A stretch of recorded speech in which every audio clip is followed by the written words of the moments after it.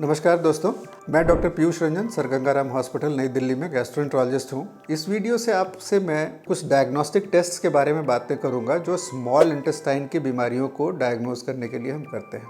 देखिए, small intestine में नाम तो स्मॉल लगा हुआ है, लेकिन ये इंटेस्टाइन का सबसे बड़ा हिस्सा होता है। आप जान के हैरान हो जाएंगे कि स्मॉल इंटेस्टाइन की लंबाई लगभग 20 फीट होती है, एवरेज 6 मीटर। और ये सारा स्मॉल इंटेस्टाइन एक ट्यूब की तरह होता है जो कि स्टमक के आगे शुरू होता है और जाकर के लार्ज इंटेस्टाइन यानी बड़ी आंत से मिल जाता है। बड़ी आंत की लंबाई एवरेज 1 मीटर होती है, तो ये उसका 6 गुना हिस्सा है, बट इसका कैलिबर यानी कि इसकी डायमीटर छोटा होता है, इसलिए इसको स्मॉल इंटेस्टाइन कहते हैं। डुओडेनम, जेजुनम, आइलियम, ये 3 हिस्से स्मॉल इंटेस्टाइन के होते हैं। तो चूंकि ये हिस्सा बहुत ही लंबा है और ये मुड़ा तुड़ा, आप समझ लें कि आपने बक्से में कोई बहुत सामान, एक कपड़ा जो आप फिट नहीं कर पा रहे हो, आपने मोड़ा और उसको डाल करके बंद कर दिया, तो भगवान ने भी इसको डाल करके अंदर बंद कर दिया। स्मॉल इंटेस्टाइन का रोल, आप जो खाना खाते हैं उसको डाइजेस्ट करना, जो उसके न्यूट्रिएंट्स होते हैं उसको एब्जॉर्ब करना, सबसे इम्पॉर्टेंट उसका ये रोल होता है। और इसके अलावा स्मॉल इंटेस्टिनल सेक्रीशंस और ये तो स्मॉल इंटेस्टाइन में होने वाली जो बीमारियां होती हैं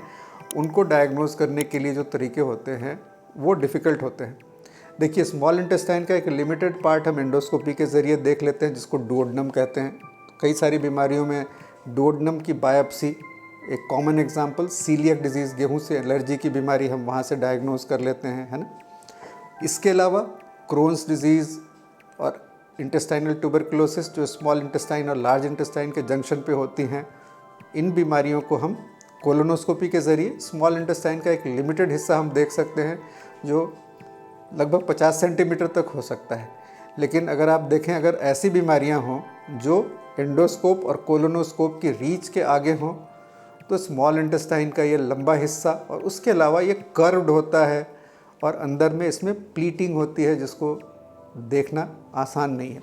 किसी ज़माने में जब ये टेस्ट हमारे पास बहुत प्रिमिटिव थे, प्रारंभिक थे, बेरियम यानी कि दवा पिला करके देखना, कोई संकरापन, बट इसकी जो सेंसिटिविटी है डिजीज़ेस को पिकअप करने की बहुत ही लिमिटेड है। तो आज के टाइम में हमारे पास 3-4 बहुत ही इंपॉर्टेंट टूल्स हैं, जिसमें एक सीटी स्कैन के ज़रिए, सीटी एंटेरोग्राफी कहते हैं। ये सीटी स्कैन की तरह का टेस्ट होता है, लेकिन इसमें एक नेगेटिव ओरल कंट्रास्ट देते हैं, जिससे कि इंटेस्टाइन थोड़ी डिस्टेंड होती है, और एक स्पेसिफिक टाइम में इंट्रावीनस कंट्रास्ट दे करके इसको करते हैं। ये टेस्ट थोड़ा रिलेटिवली महंगा होता है किसी भी प्राइवेट सेटअप में, बट इसमें एक्यूरेसी और जो रीड कर रहे हैं उनकी एक्सपीरियंस बड़ी इंपॉर्टेंट होती है। सीटी एंट्रोग्राफी से हमें कई सारी बीमारियों का, small intestinal Crohn's disease, tuberculosis, small intestinal tumours, जो हम और रूटीन सीटी स्कैन में नहीं देख रहे हैं, इसको पिकअप कर सकते हैं।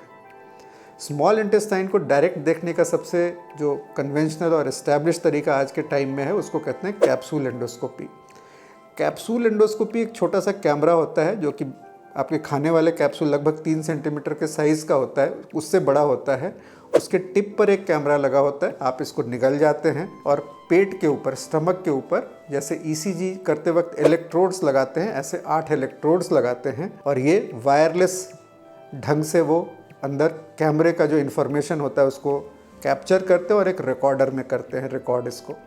तो ये 8 घंटे की लगभग रिकॉर्डिंग होती है और एक प्रिपरेशन के बाद इसको लगाया जाता है, और इसके ज़रिए फिर हम जो ये रिकॉर्डिंग है इसको कंप्यूटर में डाउनलोड करते हैं, और फिर उसको देखना भी एक लंबा प्रोसीजर है, जिसमें कम से कम 1 से 1.5 घंटे देखते हैं इसको। तो इसके ज़रिए जो सारे स्मॉल इंटेस्टाइन, इसमें लिमिटेशंस हैं क्योंकि कैमरा का व्यू लिमिटेड है और स्मॉल इंटेस्टाइन के कर्व्स के थ्रू ये अपने आप जा रहा है। जब हम एंडोस्कोपी करते हैं तो हमारे पास मूवमेंट पे कंट्रोल होता है। कैप्सूल सिर्फ स्मॉल इंटेस्टाइन के मूवमेंट पे डिपेंडेंट है आगे जाने के लिए, बट सारी लिमिटेशंस के बावजूद पूरी स्मॉल इंटेस्टाइन को आसानी से देखने का ये तरीका होता है, और इसके ज़रिए एंजियोडिस्प्लेजिया, स्मॉल इंटेस्टाइनल अल्सर्स, ट्यूमर्स, बहुत सारी ऐसी बीमारियां हैं जिसको हम डायग्नोज कर सकते हैं।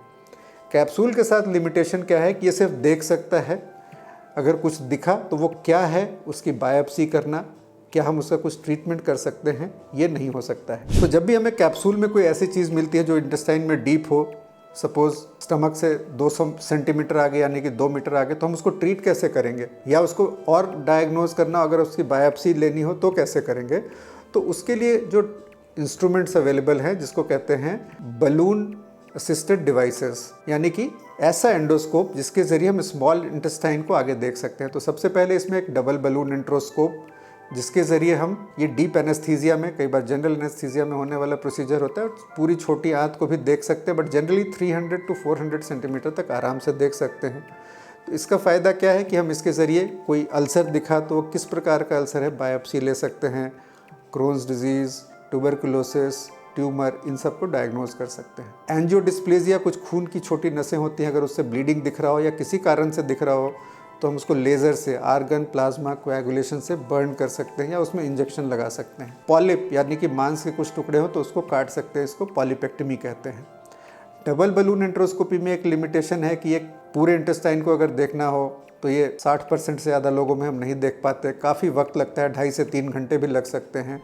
तो इसके लिए अब एक स्पाइरल एंडोस्कोपी एक प्रोसीजर आती है, जो मोटराइज्ड डिवाइस होता है, जिसमें जो ये इंस्ट्रूमेंट होता है एक मोटर के थ्रू कनेक्टेड होता है जो इसको प्रोपेल करता है, और ये 1 से सवा घंटे में पूरी इंटेस्टाइन को देख सकते हैं। तो पावर स्पाइरल एंडोस्कोपी एक लेटेस्ट इंस्ट्रूमेंट है जो अब इंडिया में काफ़ी अच्छे सेंटर्स में अवेलेबल है, जिसके ज़रिए हम काफ़ी क्विकली और नियरली 90 to 95% में पूरे स्मॉल इंटेस्टाइन को देख सकते हैं। तो ये कैप्सूल एंडोस्कोपी के लिए कॉम्प्लीमेंट्री टेस्ट है। जब भी हम उसके ज़रिए कुछ देखते हैं तो उसको हम फर्दर उसका कोई डायग्नोस्टिक इवैल्यूएशन चाहिए या थेराप्यूटिक यानी कि उसको ट्रीट करना हो, वो कर सकते हैं। तो ये सारी जो टेस्ट हैं ये काफ़ी स्पेशलाइज्ड सेंटर्स में मिलेंगे, स्पेशलाइज्ड बीमारियों में इसका एप्लीकेशन होता है, पर इसमें कई सारी इसकी अवेलेबिलिटी के कारण आप कई बार अगर हम उसको डायग्नोज करना चाहें तो हम कई बार उसकी बायोप्सी लेना बिना ऑपरेशन के संभव नहीं होता है, तो उससे बच सकते हैं। कई बार अगर हम इसको नॉन ऑपरेटिवली अगर डायग्नोज कर सकें और ऐसी बीमारियां जैसे टीबी और क्रोन्स डिजीज़ हो तो उसका दवाइयों के ज़रिए इलाज है, तो इसका थेरेप्यूटिक इम्प्लीकेशन काफ़ी बड़ा होता है। तो स्मॉल इंटेस्टाइन जो एक डार्क एरिया ऑफ इंटेस्टाइन हम कहते थे, अब आज के टेस्ट ज़माने में capsule endoscopy, double balloon enteroscopy, power spiral endoscopy, इसके कारण एक काफ़ी इजी एक्सेसिबिलिटी इसकी हो चुकी है। बट हाँ, इसकी अवेलेबिलिटी, उपलब्धता काफ़ी सीमित है, हाईली स्पेशलाइज्ड सेंटर्स में होती है, और अभी प्राइवेट सेंटर्स में इसके कॉस्ट ज़्यादा है, पर इससे सुविधा काफ़ी ज़्यादा है और ये मरीज़ों के लिए रेलेवेंट बीमारियों में काफ़ी उपयोगी है। अगर इस वीडियो में दी गई जानकारी आपको अच्छी लगी तो आप अपने फैमिली मेम्बर्स और फ्रेंड्स से शेयर कर सकते हैं। धन्यवाद।